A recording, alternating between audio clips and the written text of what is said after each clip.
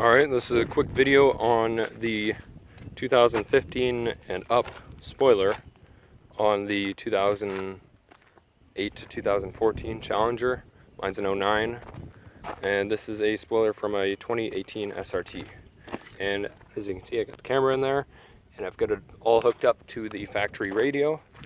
And I did that using the PAC backup module. You have to ignore this little 30 in here, but I still got my radio slightly disconnected. But basically I took the PAC radio uses the older style RCA connectors for the camera. So I took a RCA cable, ran it down the dash, down the door sill here, up around the back seat, through the trunk, and I'm not sure what's in here. But basically, yeah, so I've ran it under here. Then I tapped into the taillights for power for the reverse and ground. So that's what those wires are doing up there.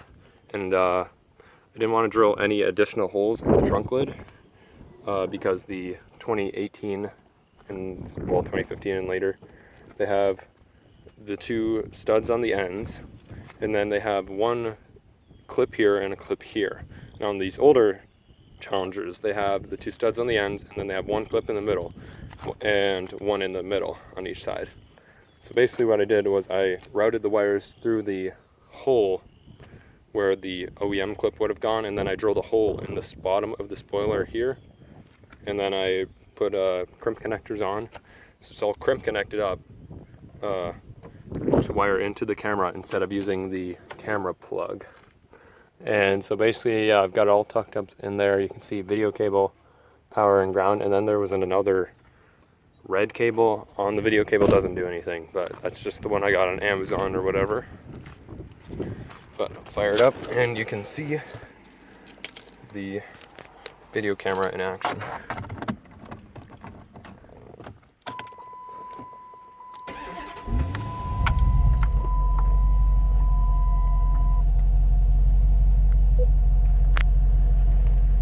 So yep, this is your normal navigation forward, but when I go in reverse, there I've got a backup and it matches everything there.